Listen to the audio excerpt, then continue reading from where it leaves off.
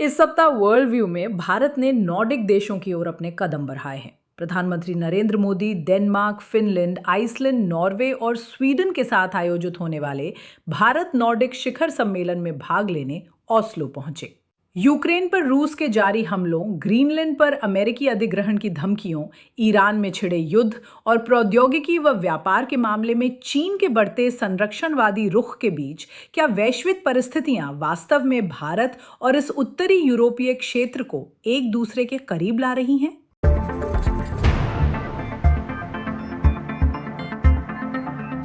नमस्कार, मैं सुहासिनी हैदर हूं।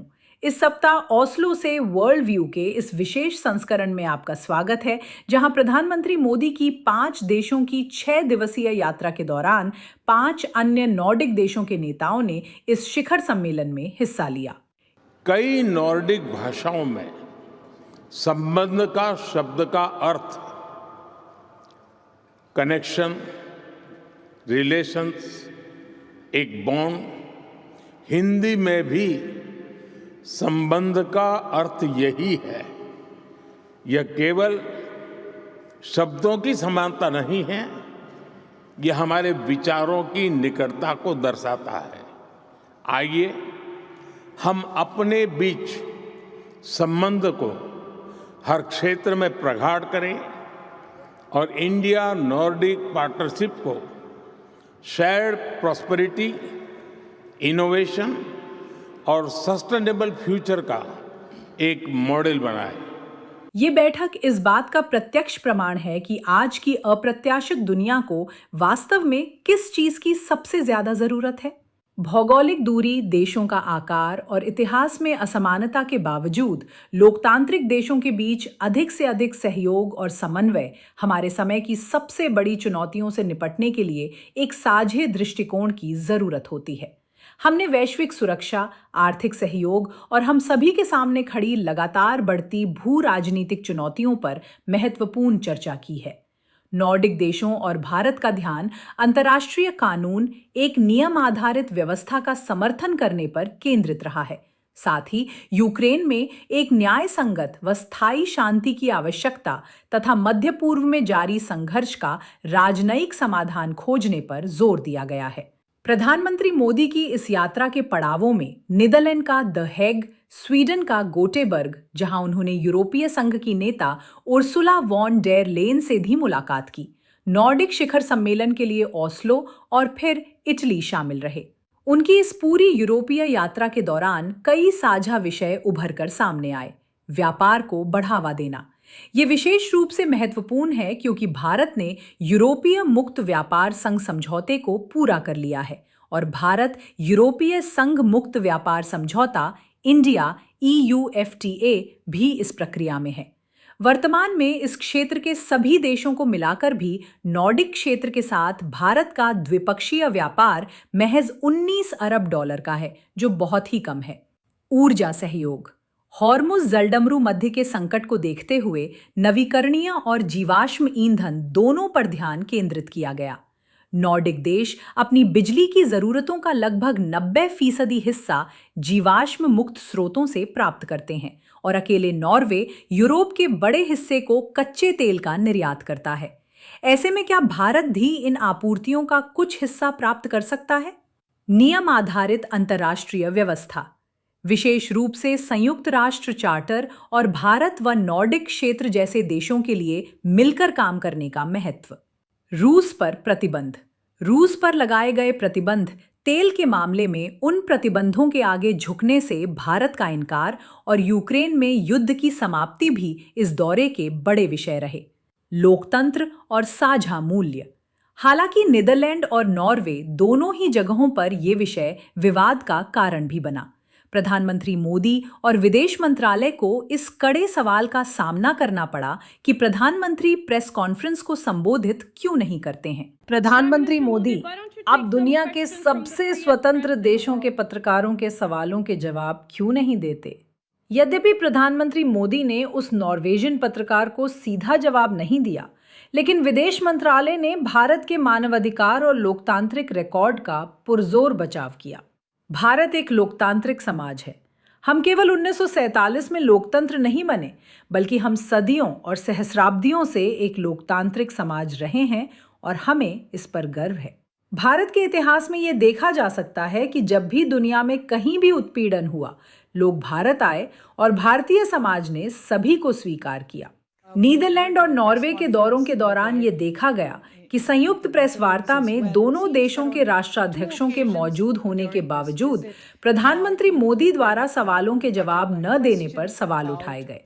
इस पर विदेश मंत्रालय के प्रभारी सचिव ने स्पष्ट किया कि दौरे के प्रभारी सचिव के रूप में मीडिया को संबोधित करना और उनके सवालों के जवाब देना उनकी जिम्मेदारी है और वे ऐसा करते रहेंगे। नॉर्डिक परिषद क्या है और भारत नॉर्डिक शिखर सम्मेलन की परिकल्पना क्यों की गई? नॉर्डिक परिषद का गठन करने वाले 5 नॉर्डिक देशों के बीच सहयोग की शुरुआत 1952 में हुई थी और यह हमेशा से बहुत मजबूत रहा है। आर्कटिक के आसपास स्थित इन देशों के सामने कई सुरक्षा खतरे हैं, खासकर रूस जैसा एक बड़ा पड़ोसी मुल्क होने के कारण।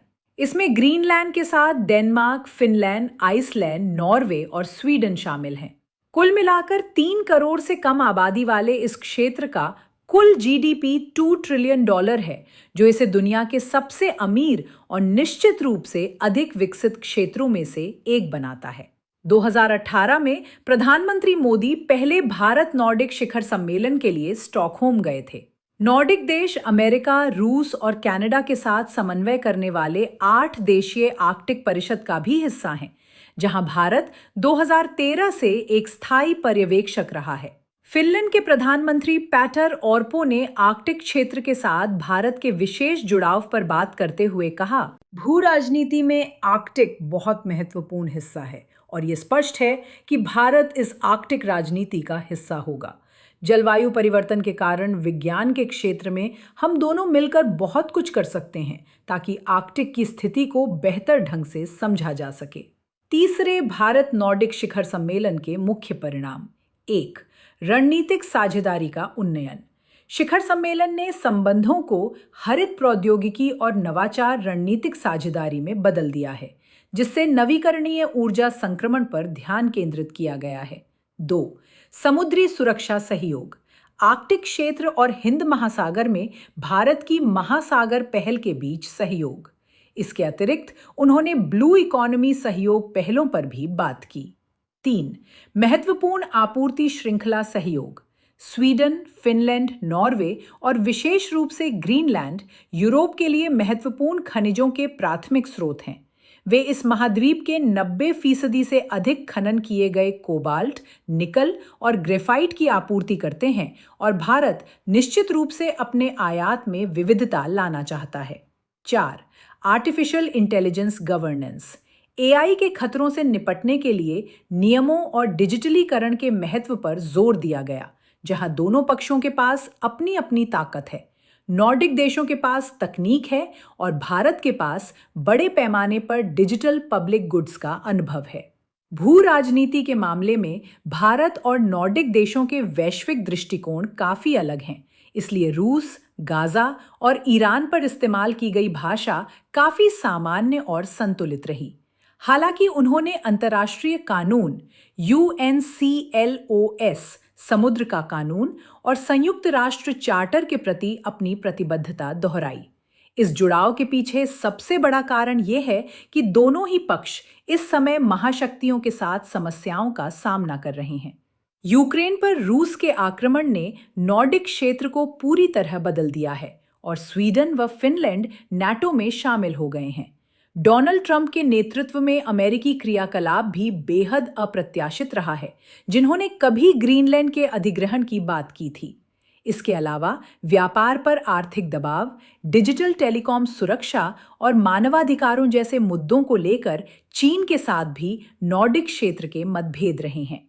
दूसरा कारण नए बाजारों की आवश्यकता है। नॉर्डिक देश रिसर्च और डेवलपमेंट तथा अपनी उन्नत तकनीक के लिए बाजारों का विविधीकरण चाहते हैं, जबकि भारत विनिर्माण, निवेश और रिसर्च और डेवलपमेंट सहयोग के लिए नए अवसर तलाश रहा है। EFTA देशों ने अगले 15 वर्षों में भारत में $100 अरब के निवेश का वादा किया है। चुनौतियां कहां आ सकती हैं? सबसे पहली चुनौती दोनों क्षेत्रों के बीच की भौगोलिक दूरी है। जर्मनी और फ्रांस जैसे यूरोप के अन्य हिस्सों में भारत की दिलचस्पी लगातार बढ़ती जा रही है। दूसरी चुनौती ये है कि नॉर्डिक देश इस समय प्रवासन को लेकर काफी सख्त रुख अपना रहे हैं, जहां समाज में प्रवासियों के प्रति एक नकारात्मक भाव पैदा होती दिखाई पड़ रही है। हालांकि वे उच्च कुशल प्रवासियों और सामान्य श्रमिकों के बीच अंतर करते हैं। आइसलैंड की नई और दुनिया की सबसे युवा प्रधानमंत्रियों में से एक प्रधानमंत्री ब्यार्नी बेनेडिक्टसन ने इस क्षेत्र में भारतीय प्रवासियों की चिंताओं के बारे में कहा। मुझे लगता है कि प्रवासन को लेकर दृष्टिकोण में एक बड़ा बदलाव आया है। हम शायद एक ऐसी स्थिति में आ गए हैं जहां हम कम कुशल और कम मूल्य वाले प्रवासन पर बहुत अधिक ध्यान केंद्रित कर रहे हैं, जिससे एक सामाजिक समन्वय की समस्या पैदा हो रही है। ये अत्यधिक समतावादी देश हैं। जब हम उच्च कुशल, उच्च वेतन वाले कार्यबल के बजाय इस दिशा में जाते हैं तो टकराव की स्थिति बनती है। लेकिन भारतीय प्रवासन के मामले में मैं इसे एक समस्या के रूप में नहीं देखती। तीसरी और सबसे बड़ी चुनौती रूस को लेकर आपसी मतभेद हैं। यूक्रेन पर आक्रमण, रूस के साथ भारत के करीबी संबंध और यूरोपीय प्रतिबंधों पर दोनों पक्षों के रुख बहुत अलग हैं। नॉर्वे के विदेश मंत्री एस्पेन बार्थ ईडे ने इस पर कहा, मैं समझता हूं कि रूस के साथ भारत के अलग संबंध हैं। मैं इसका सम्मान करता हूं क्योंकि ये एक ब्रिक्स देश है। लेकिन मैं ये देखना चाहूंगा कि भारत अपने इन अच्छे संबंधों का उपयोग ये संदेश देने के लिए करे कि कानून का शासन हम सभी के लिए अच्छा है, और यदि हम इन सिद्धांतों का सम्मान करते हैं तो हम सभी बेहतर स्थिति में होंगे। चौथी चुनौती मानवाधिकार और लोकतांत्रिक मुद्दे हैं, और पांचवी बड़ी चुनौती व्यापार को लेकर है। भारत यूरोपीय संघ एफटीए के बावजूद डेयरी और डिजिटल सुरक्षा जैसे क्षेत्रों को लेकर दोनों पक्ष अभी भी समस्याओं का सामना कर सकते हैं, विशेष रूप से यदि भारत में 100 अरब डॉलर के निवेश की प्रतिबद्धताओं को पूरा नहीं किया गया। वर्ल्ड व्यू का नजरिया।